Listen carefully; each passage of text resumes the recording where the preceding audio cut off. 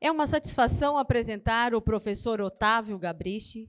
Ele é um profissional inspirador e pai de 3 filhos. Graduado em Educação Física e Direito, e está na fase final do curso de Filosofia. Com experiência de 14 anos na segurança pública, Otávio dedicou 3 anos à Polícia Civil do Estado do Rio de Janeiro, desempenhando o papel crucial de oficial de cartório policial. Nos últimos 11 anos, sua jornada na Polícia Rodoviária Federal foi marcada por uma atuação exemplar como agente de Polícia Rodoviária Federal, englobando áreas operacionais, gestão de contratos, orçamentos e finanças. Sua trajetória profissional é um testemunho admirável de competência e dedicação. O tema da sua palestra será Aspectos Essenciais da Segurança Pública. Por favor, professor Otávio, seja muito bem-vindo.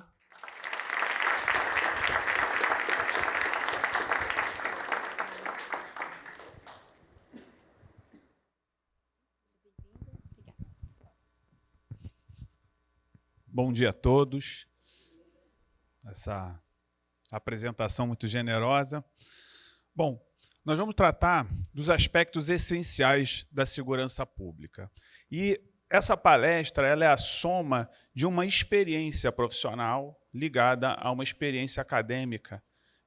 Eu concluí agora o curso de filosofia, e estudando a filosofia, ela nos dá ferramentas para esmiuçar a realidade e, esmiuçando a realidade, a gente compreender onde está o nosso grande problema na área da segurança pública. A segurança pública no Rio de Janeiro é um tema central, né? Hoje, o Estado do Rio de Janeiro, infelizmente, sucumbiu ao crime organizado. Tá? Quem opera no Rio de Janeiro, opera em qualquer lugar do mundo. Eu brinco que a polícia do Estado do Rio de Janeiro, se for colocada em qualquer lugar do mundo, ela trabalha. Se levar a polícia do Rio de Janeiro à Suíça, tira de letra. Não é verdade? Então, o Rio de Janeiro é hoje um dos piores lugares do mundo para se trabalhar como policial. E eu tenho 14 anos, estou no 15º ano de experiência dentro dessa área, seja na investigação, na Polícia Civil, seja na área operacional da Polícia Rodoviária Federal. Trabalhei na Pavuna, numa área conflagrada, onde o policial ali, ele todos os dias tem um desafio.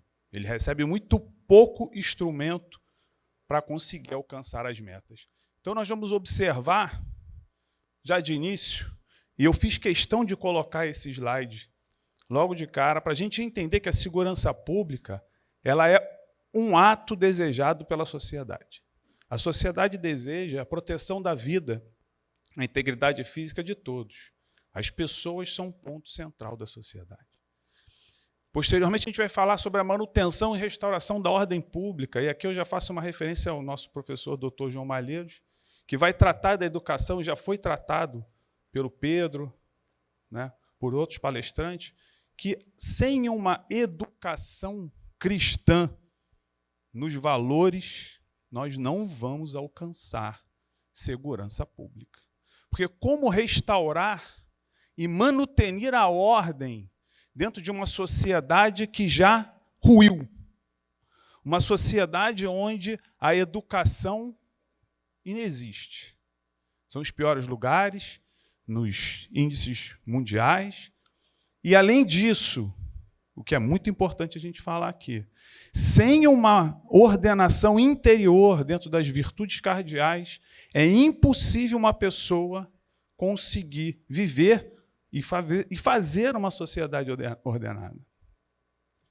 A manutenção, como a gente vai restaurar uma ordem, por exemplo, na Cracolândia, onde todas as pessoas ali são completamente desordenadas. Qual é o grande problema hoje, por exemplo, quando nós temos numa corte superior a decisão de liberar o porte de 40 gramas de droga? Uma via oblíqua, que não participa do legislativo. E aí, a gente também vai perceber uma coisa, quando uma decisão sai da cabeça de pessoas que não vivem a realidade, nunca botaram o pé na realidade, vivem do alto dos gabinetes. Por quê? Eu acompanhei as discussões, e como é que nós vamos fazer? O policial prendeu alguém com 40 gramas de cannabis sativa. Aí, não, mas não pode levar ele para a delegacia, mas quem que vai verificar a flagrância se é um tráfico? O policial vai andar com a balança no bolso? Como eu levo isso? Eu preciso de um cartório, eu preciso fazer um auto de apreensão, eu preciso depois fazer um auto de entrega ao local onde vai ser incinerada a droga. E ele achou que fosse como se fosse lavrar uma multa de trânsito e a pessoa vai embora com um pedaço de papel. Tamanha fantasia que essas pessoas vivem. Elas vivem em um mundo de fantasia.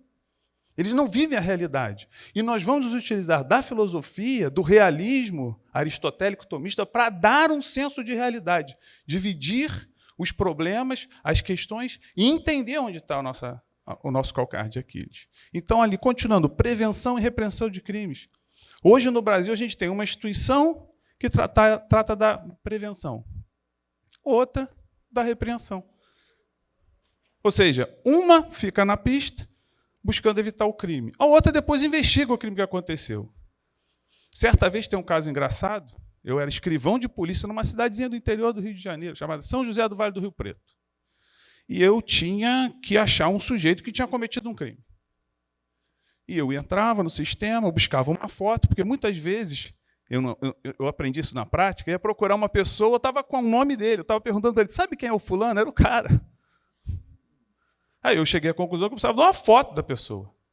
Aí eu imprimia a foto, imprimia tudo e depois saía para intimar e procurar essas pessoas. Tá? Aí um dia eu estou lá com essa foto virada, um bolo, entra um policial militar na delegacia pedindo para usar o telefone. Branco, soldado branco. Pô, posso dar uma ligação? Pode. Aí ele está falando no telefone, olhando aqueles papéis, eu ajeitando para sair. Ele, quem é esse cara aqui? Ele é procurado? Eu falei, não, ele é indiciado. É meu vizinho. Eu conheço. E eu vou passar lá na rua dele agora. Eu olhei para a cara dele e falei, meu Deus, toma aqui. Faz tudo para mim? Não, a gente vai fazer ronda na cidade, eu entrego isso para você. Olha a falta de eficácia do Estado quando você separa as atribuições. Ou seja, eu estou lá dentro do cartório, dando andamento às investigações, e o policial militar todo dia passa na porta da casa da pessoa que eu preciso ir lá chamar para ir à delegacia. Ou seja, será que as pessoas, na atividade fim, estão sendo ouvidas para os problemas que estão sendo enfrentados na sociedade? Então, outro ponto, a garantia dos direitos individuais, e isso aí também tem um ponto muito interessante sobre uma discussão sobre a liberação do porte de arma. E eu conversava com um policial de um espectro mais à esquerda, ele é um absurdo a liberação da arma, a prisão, tem que manter preso, e começou um discurso, falei, querido, a discussão da liberação da arma pelo cidadão é para se opor ao Estado. Lá nos Estados Unidos, a discussão é para você se opor a uma opressão estatal. Não é essa segunda discussão. Então, a gente tem que olhar a coisa pelo todo. E, por fim, a segurança, promoção da equidade, da justiça. O que é justiça? Né? A gente vai ter nas virtudes, o ponto máximo das virtudes cardeais é a justiça. Então, nós temos a temperança, a vontade, a razão, e só um ser humano ordenado, desde a temperança, passando pela fortaleza, né, que é pela vontade, ele vai conseguir chegar à razão. Um drogado, ele não consegue sair da temperança. Ele não tem vontade, como o Newton falou, ele é um escravo dos desejos dele. Então, somente um ser humano que consegue alcançar esse ponto máximo, ele vai ser uma pessoa justa. E como enxergar uma sociedade justa sem pessoas justas? E para explicar isso, agora a gente vai entrar na filosofia um pouquinho, para a gente começar a olhar e entender um pouquinho do mundo real através dessa teoria das 4 causas de Aristóteles. Bom, Aristóteles, olhando para a realidade, ele é o pai do realismo, ele vai dizer que o mundo real tem 4 causas. E aí a gente divide de um pensamento progressista, vamos chamar assim, de um pensamento clássico. Porque a gente olha para o mundo, nós vemos que tudo tem causa. E nós lidamos com esse primeiro binômio, que é a causa eficiente e a causa final. Tudo que existe no mundo tem uma causa eficiente, tem um autor. Nada vem do acaso. Se você pega um grão de feijão e joga na terra, ele pode germinar se tiver ali os fatores determinantes, que é estudado pela agronomia. Se jogar no cimento, eu acho que quase impossivelmente ele vai germinar. Agora, e a causa final? Nada no mundo é feito sem uma finalidade. Nós não temos ninguém sair de casa cheio de roupa, né, no calor. Vamos precisar de um casaco? Tem uma finalidade a sua roupa. Daí a gente discute até a ética da vestimenta. Porque as coisas têm um destino. E quando a gente trata de segurança pública, aquele primeiro slide é a finalidade que nós queremos alcançar. Para chegar nesse segundo binômio, que é a causa formal e a causa material. A gente já entendeu que tudo que existe no mundo existe uma causa direcionada a um fim. E a gente precisa entender que tudo no mundo tem uma forma, tem uma essência. No sentido aristotélico, a forma é a essência de todas as coisas. Na mente da causa eficiente é que nasce essa forma. Já dando um passo um pouquinho a mais. E tudo que existe, existe em matéria, é o que é a coisa em si. O melhor exemplo para isso é uma bola de futebol. Pega uma bola de futebol, uma esfera, e tira o couro da bola. Você chuta a bola? Não. Mas existe a esfera ali. A forma da esfera está ali. Agora, preenche essa forma com uma bola de futebol, com um couro. Você vai conseguir chutar e fazer o gol. Bota uma bola de sabão. Você não vai conseguir chutar, ela vai estourar. Agora, pensa isso numa pessoa humana. Qual é a forma da pessoa humana? É a razão. Aristóteles vai falar, a pessoa humana tem a forma da razão. É a alma racional. Um vegetal tem a alma vegetal. Um animal tem a alma sensitiva. Só o ser humano tem as 3 almas. A gente está aqui, o coração está batendo, os músculos lisos estão se contraindo, a gente está vivendo, estou de pé. E eu não estou pensando, tem que contrair meu músculo? Não. Nós temos alma sensitiva. O Newton falou do cérebro reptiliano, né? Essa é a alma sensitiva. Quando eu estou parado, a minha mão começa a queimar algo quente, eu tiro a mão, eu não penso, está queimando a minha mão. Não, eu simplesmente puxo. Mas a razão, só o ser humano tem. Então, quando o ser humano, tudo isso que o Newton falou, ele perde a capacidade de decidir no livre-arbítrio e raciocinar, ele deixa de ser humano. Ele passa a ser um animal irracional. Então, trazendo esse conhecimento, como é que eu estou de tempo? 20 minutos. Então, trazendo esse conhecimento para a segurança pública, pegando esse conhecimento que a filosofia, que Aristóteles nos legou, e a gente vai trazer isso para a segurança pública. Primeiro aspecto formal da segurança pública são as leis e as normas.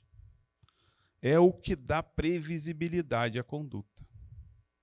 Então, as leis, se elas não são capazes de trazer aquele objetivo que nós vimos no primeiro slide, essa lei deixa de ser uma lei, é uma não-lei. Ela é uma violência, na verdade. Daí porque os gregos diziam que uma lei, ela só é uma lei quando ela tem esse primeiro aspecto. é uma lei eterna, colaboração de São Tomás de Aquino. Eterno é tudo aquilo que está fora do tempo e do espaço. Aquilo que se protrai no tempo de forma indeterminada, nasce no tempo, chama-se perpétuo. Então, a lei eterna, ela está fora do tempo e do espaço. E ela tem uma causa eficiente, e ela tem uma causa final, ela tem uma causa formal e tem uma causa material. Depois nós vamos ter as nossas leis naturais. As leis naturais são aquelas leis que nós, através da razão, conseguimos compreender, como tudo que foi dito até aqui, pelo Pedro, pelo Newton. Depois disso, nós temos as leis divinas, que nos foram reveladas. Nós temos aí e a causa, né? Quando Moisés encontra com Deus, quem é você? Eu sou aquele que é, ou seja, é em ato, é em essência. Deus, ele é tanto essência como ato, num só, unidade. E a gente vai entender que só Deus é em ato e em essência, o todo. Todos nós vamos ter que fazer um caminho para transformar tudo isso em uma lei humana que tem que participar dessas leis superiores. Porque se a lei humana ela prevê condutas contrárias à justiça, ao bem comum, à integridade física, à incolumidade física, à manutenção e restauração da ordem, à justiça, como eu já falei, ela é uma não lei, é uma violência. Então, quando uma decisão judicial prevê o assassinato de um bebê com 22 semanas na barriga da mãe, que não, eu não deveria, porque é abstrato, o judiciário só deve prever atos em concreto, a decisão, né? Ela está fazendo uma não-lei, uma violência. É contrária às leis superiores, já que não há acaso, há uma causa. E o que difere a união de um gameta masculino e o gameta feminino? É a alma que está ali infundida, que dá forma. O que vai diferenciar uma unha de um neurônio motor, ou de um pelo do nariz? É a forma que está ali infundida. Princípios e valores. Como a segurança pública vai alcançar a finalidade que se propõe, com leis humanas mal redigidas, que contrariam as leis superiores, e uma sociedade sem princípios e valores. O imaginário, viu? O Newton falando, o imaginário é fundamental. Preencher o imaginário das pessoas. Nós precisamos de exemplos. Nós precisamos de pessoas que, assim como Jesus Cristo, que é o nosso mestre maior, veio ao mundo e serviu, nós precisamos de pessoas que sirvam. É isso que o Brasil precisa. E na segurança pública também temos muitos desvalorizados, como nós vamos ver, achincalhados, e no final vão jogar uma câmera no peito dele.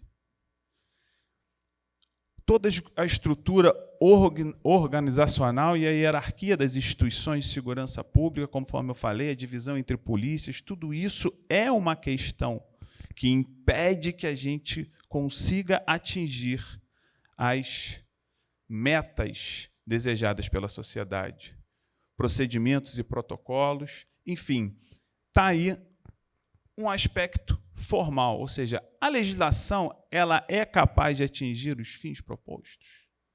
Será que nós temos toda essa estrutura formal capaz de dar eu vou entrar aqui agora, missão e metas, alcançar essas missões e a missão e a meta das instituições de segurança pública? E o que transforma isso aqui que está previsto lá? Isso é em ato, gente. Isso é um ato. Está lá, a lei. Materializa agora. Estão lá os nobres policiais, uma foto de uma turma da Polícia Militar de São Paulo, que são os recursos humanos. Como Isso é o ponto que a gente vai chegar. Pessoas que saem da sociedade, que comulgam dos valores que estão na sociedade, entram nas instituições de segurança para transformar aquilo que agora, pela visão da matéria, que é o que a instituição é, em ato. Ou seja, é possível esse arco em potência? Vocês conseguem entender isso?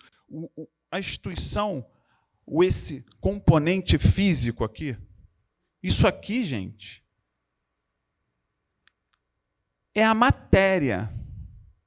Só que sem apoio de uma sociedade, será que é possível um grupo de policiais chegar agora numa Cracolândia e ordenar a Cracolândia? Eu vou usar o exemplo da Cracolândia porque é algo que assusta quando a gente vê. E num país onde está se dizendo liberar as drogas. E nos países desenvolvidos que liberaram, eles começaram a proibir, como a Holanda. Então, quando a gente olha, a gente vai se perguntar, será que aquelas leis prevêem planos de cargos e salários capazes de atrair as melhores pessoas que estão na sociedade para ingressarem nas instituições e transformar aquilo que é uma possibilidade, que está visto como um ato, um desejo, em realidade? Será que tem concurso periódico para essas pessoas entrarem? Ficam 10 anos sem ter um concurso de delegado da Polícia Civil do Estado do Rio de Janeiro. Será que 10 anos é um tempo razoável? 10 anos. Você imagina, cara, sou novinho, sou última turma, sou mais moderno. Tem quanto tempo de polícia? 10 anos. Concurso periódico. Reoxigena a instituição, traz gente nova, com disposição, com ideais, com valores que nós temos na sociedade, apesar dos valores corrompidos. E aí, uma coisa que eu falo há muito tempo, instituição policial tem que ter corregedoria forte e atuante. Sem uma corregedoria forte e atuante... Gente, isso aqui é uma discussão de viatura com 14 anos e diversos policiais. Oi? Com autonomia. Forte e atuante, ela tem que ter autonomia, né? Equipamentos. Eu trabalhei no setor de licitação e contratos. A dificuldade de você comprar um equipamento para a polícia dentro das regras de licitação. Conversava com o João ali. Fizemos uma licitação para comprar viatura. Aí você vai dar todas as especificações gerais e solta a licitação. Ganhou a Citroën. Não foi nem foi a Peugeot. Vai pegar a Peugeot e vai botar para o policial rodar todo dia? Não vai funcionar. Começamos a comprar caminhonete, que aí a Peugeot não tem caminhonete. Citroën não tem caminhonete, com todo respeito às marcas. Mas não dá. Não dá. Não vai aguentar. Então, tudo isso é dificuldade. Será que os equipamentos, o colete, é o mais adequado?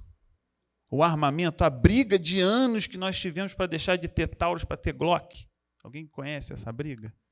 Só podia ter arma nacional. Gente, é uma loucura. Teve que ter sites assim, as vítimas da Taurus. Policiais que morreram porque a arma falhou. Bom, estamos vendo os desafios. Se temos uma lei que não ajuda, né? Equipamento, o humano entrou, não tem concurso. O cara está ali 10 anos, é o mais moderno, está segurando o plantão na Baixada, central de flagrante. Infraestrutura, isso aqui eu vivi. A Polícia Rodoviária Federal fez um monte de projeto porque viria a Olimpíada. Passou a Olimpíada, nada foi realizado. Ficaram os projetos todos parados. E o projeto fica lá parado. Você tem que... Para as pessoas entenderem, gente, um projeto, para você construir uma... Vou dar o exemplo da nossa unidade de rádio, que é o nosso Centro Integrado de Comando e Controle da Polícia, C3R. Ficam lá os policiais com as câmeras e tudo. Era uma salinha menor do que esse tablado aqui. Aí fizemos um projeto. Primeiro um croquis, um projeto, contrato projeto executivo, Projeto é como vai ser o prédio, para depois eu levar a licitação, para que todos os concorrentes conheçam o projeto. Foi feito o projeto, não foi feito, não liberaram o dinheiro, veio a Olimpíada, veio tudo. Até que vem a intervenção federal, governo Temer. Estavam lá os projetos todos parados. Pega o projeto. Restaura o projeto. E licita. Gente, a Olimpíada foi em 2016, a coisa foi começar em 2019, a obra. Porque foi licitado dia 30 de dezembro de 2018.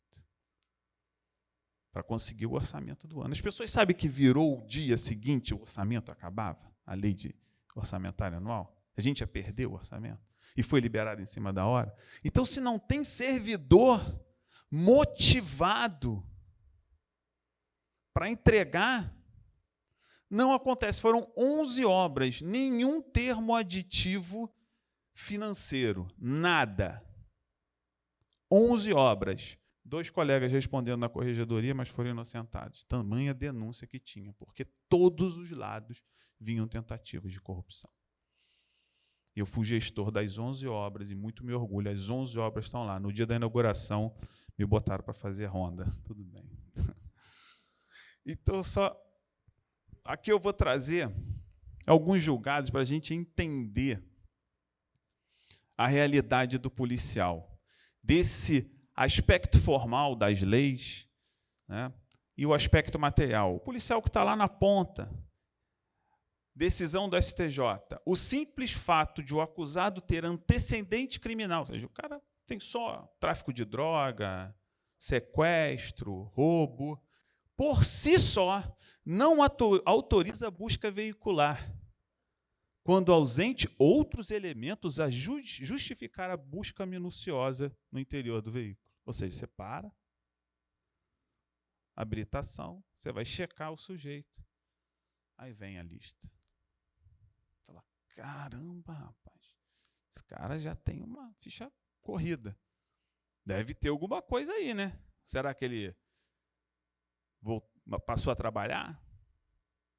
Será que ele desistiu do crime e agora virou um trabalhador? Porque todo mundo é trabalhador, né? E aí você acha a droga lá no carro dele. Você leva ao delegado, o delegado pergunta, por que você foi olhar o interior do carro do cara? Não, o carro é cheio de passagem. Está ótimo.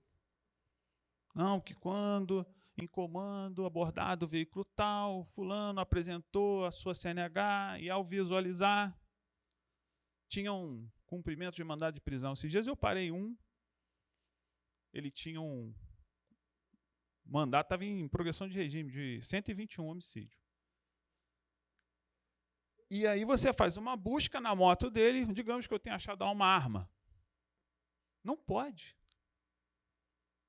Não. Você é um fascista. Você é um lombroso. Você foi olhar o rapaz só porque ele tem um homicídio, um roubo, sequestro. Solta ele. Prova é nula. Prova é nula. Solta, penteia o tupete, maquia e sai. Tudo. Só que a gente também, olha só como é que é o detalhe. Eu sou policial rodoviário federal. Eu fiscalizo o trânsito. Entendeu? Está sendo gravado, né? Então, depois a gente conversa. Tá? Mas um policial civil, não. Policial militar, em regra, também não. Então, ele parou, ele não pode pedir para abrir a mala porque o step dele está vazio. Não está vazio? Está vazio, né? Então, eu quero ver o step. Chave de roda. Levanta o step. Eu vou bater o step e ver se está com a calibragem boa, porque é multa, né? Se tiver um step sem. Entendeu? Mas se tiver alguma coisa balançando lá dentro, opa, pode ser que esse rapaz tenha voltado ao crime, né? E a gente acha a droga. Olha outra.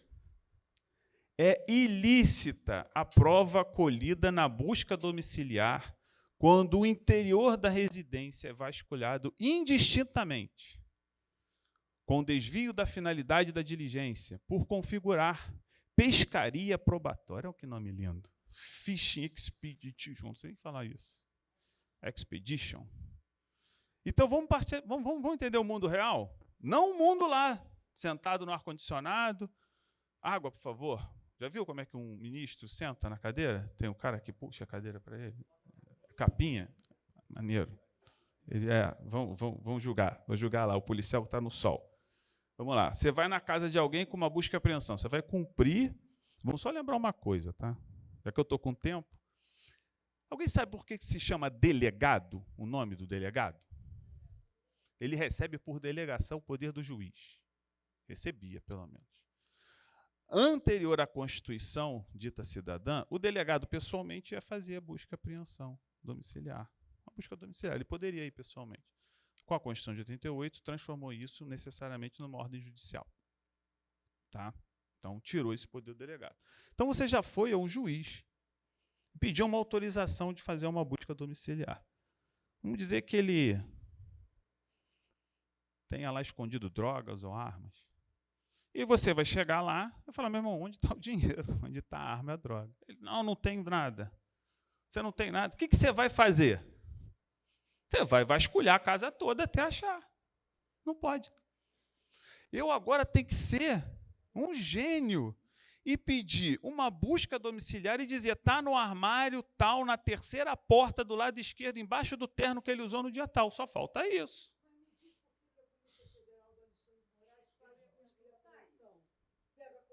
Aí você está me perguntando uma coisa difícil de responder. Agora eu vou te perguntar uma outra coisa. Existe um princípio do juízo natural, onde uma lei determina qual o juiz competente para cada ação. Não é isso? Hoje no Brasil não tem mais isso. Tem um juiz que faz qualquer coisa. E as medidas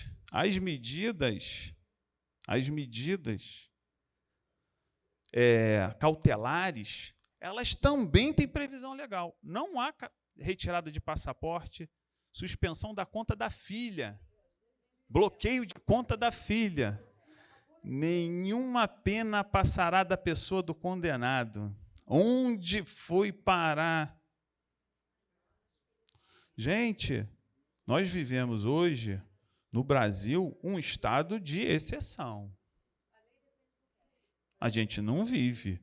Eu vou lembrar uma outra coisa. Ontem eu recebi um vídeo, parece que tem uma moça há 15 meses presa, com 2 filhos em casa. Né? A esposa do Cabral, que era acusada de ser coautora, ele foi condenado a mais de 300 anos. Né? Ela foi solta para ficar com os filhos. Então, assim, a gente está realmente no momento em que, se está difícil para a sociedade, imagine para os policiais.